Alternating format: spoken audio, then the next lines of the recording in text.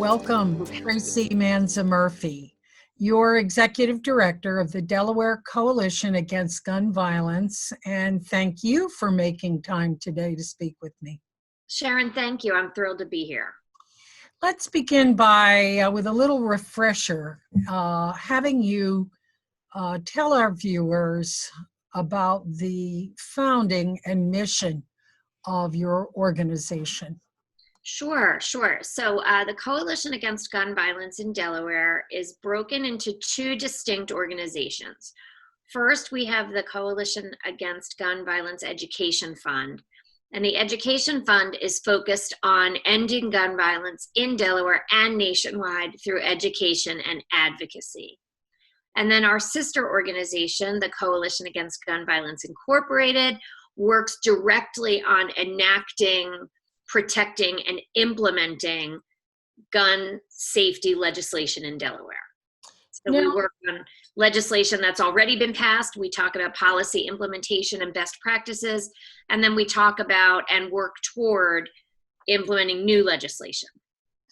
I know that you are the driving force behind the organization. Was there any one incident, maybe Sandy Hook, that motivated you to get involved? I know you're a mom. Yes, in fact, it was exactly Sandy Hook. While certainly as a young person, I grew up, I was in my early 20s when Columbine happened. And it spoke to me in a really personal way because it was such a tragedy, but I didn't become personally involved in advocacy for stronger, smarter gun violence prevention work until my own child was a first grader and a room full of first graders were murdered at Sandy Hook. And that day I stopped being a mom who cared and I started being an advocate. Right. I think so many people were ignited that day. So here we are. And I just want to say that I think that happened. And then I think so many more people were ignited after the Parkland shooting when we saw the students themselves rise up. And to me, that was a tremendously powerful catalyst for this work. You know, my colleagues and I went to a march in Washington, and it was the Parkland students really were the ones on stage hosting it. And I was pleasantly surprised to see, thousands of just ordinary citizens, mothers, grandmothers, fathers, grandfathers, pushing baby strollers. I mean, this is something that people really care about. So why is it that we're still having to have the conversation? Well, I think that's a really good question. And I think that we only need to look to the very, very most recent history in American politics to see that while 70 or more % of Americans say they are supportive of gun safety legislation, that is not the only thing that drives people to the voting booth. And so while this issue in particular is not as polarizing as some other issues, we often find fractures along party lines around this issue in particular. But I don't ever think it's always worth repeating that gun violence is not a left or right issue. It's a life or death issue. Correct. And people who are Republicans as well as Democrats are murdered by guns all the time. In fact, in the United States, suicide by gun is the leading cause of gun violence, the leading kind of gun violence. Mass shootings often make the news on a global and national scale. Local community shootings, homicide, urban gun violence often makes the news. We don't often hear about suicide by gun, but that in fact is the most common form of gun violence in America. Well, we need about a month and a half to talk about this, and these are very short programs. So let me jump to a very special event that you're having you're hosting on December 7th. And it's interesting that your featured speaker will be Senator Chris Murphy of Connecticut. Of course, Connecticut, the state where the Sandy Hook shooting incident happened. I'm sure that's not a coincidence. Can you Not. tell us about Senator Murphy and the book he's written? Sure. So Senator Murphy, by virtue of having been just elected to the United States Senate when Sandy Hook happened,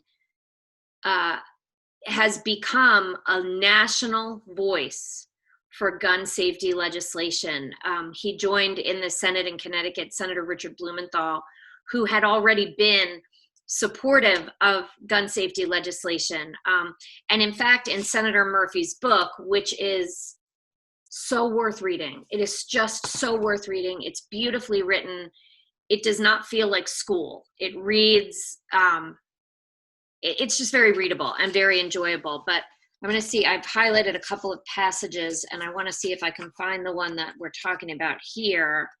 And let me jump in and say this is available at the Hockessin bookstore that is your collaborator on this event, correct? That's true. And in fact, the Hockessin bookshelf is the driver of the putting together of this event in the first place, because last year, just about a year ago, the owner of this shop handed me, I'm a reader and I'm a regular visitor to her store, and she handed me an advanced reader copy and said, I won't get to this, but I bet you'd like it. And I saw it and thought, we should bring Senator Murphy to Delaware for an event. Wouldn't that be a great way for us to bring the gun violence prevention community together? Absolutely.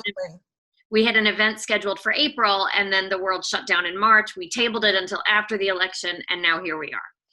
Right. So what are the passages you'd like to share? So I'd like to share from the very early part of the book, and the book is called The Violence Inside Us. Senator Murphy writes, after Sandy Hook, the people in Connecticut that are most interested in a candidate's position on gun policy tend to be supporters of stricter gun laws.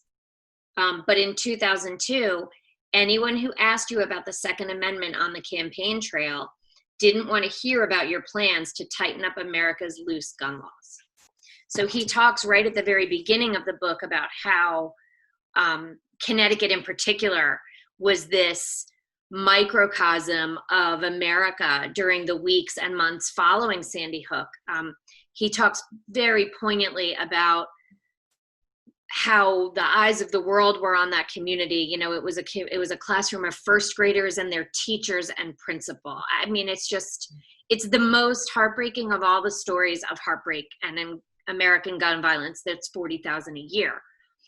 It's a terribly tragic story. And he talks about how the eyes of the world and the charity of the world was on Sandy Hook at that time, that folks had to go to the news and beg people to stop sending teddy bears, school decorations, snowflakes, because they just simply didn't have anywhere to store them. Sure. It's an incredibly, unbalanced emotional time in the history of Connecticut, certainly. Well, because we're limited on time, Tracy, with these interviews, let's talk about the event. Now, I see you have our own Chris Coons and former Governor Jack Markell, always a favorite. Well, let me share with you, we're doing a different kind of Zoom event than a lot of folks have seen recently. Sure. I mean, raise your hand if you've been on 50 Zoom events in the last few months. I think people are a little Zoom fatigued, and we certainly want to be respectful of that. And so we're having a small conversation with Senator Murphy, Senator Coons, and myself. And then we are welcoming telephone callers, almost like a radio show. And we have lined up some really Delaware all-stars in gun violence prevention to ask some tough questions of Senator Murphy and Senator Coons. And I'll be there to moderate, which should be a lot of fun. We have Jack Markell, who's promised to call in.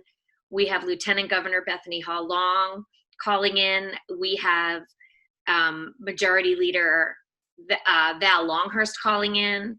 We have Senate Whip Tizzy Lockman calling in. We have the Attorney General Kathy Jennings calling in.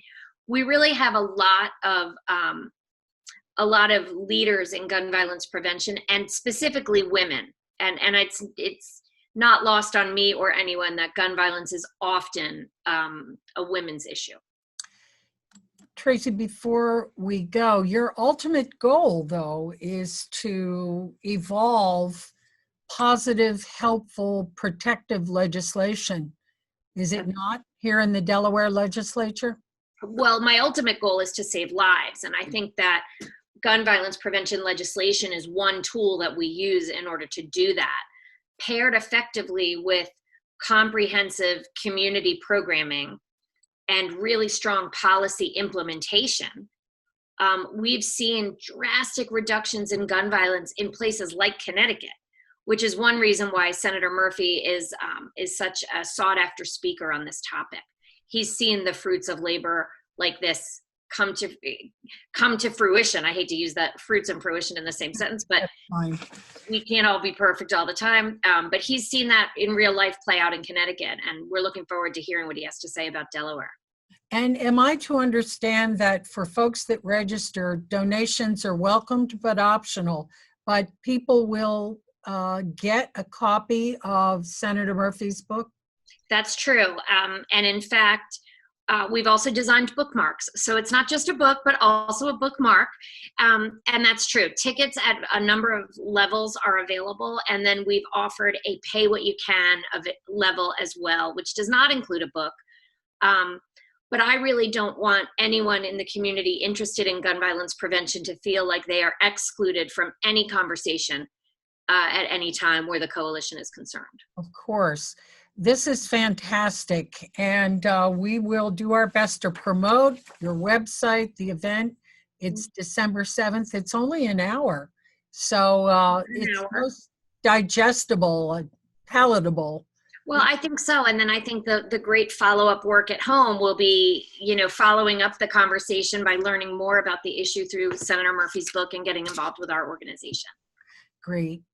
Tracy Manza Murphy, thank you so much for making the time today. And I'm going to check back with you after this event sometime, maybe after the holidays, to see what impact you think it had.